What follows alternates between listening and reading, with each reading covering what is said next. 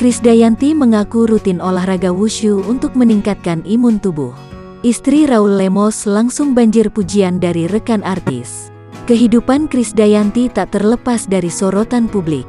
Terlebih ibunda Aurel Hermansyah ini kerap membagikan aktivitas di media sosial pribadi.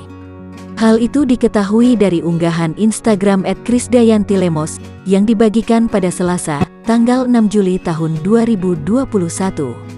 Dari unggahan di atas, KD membagikan beberapa video saat berolahraga wushu. Ia mengungkap bahwa olahraga rutin bisa meningkatkan imunitas.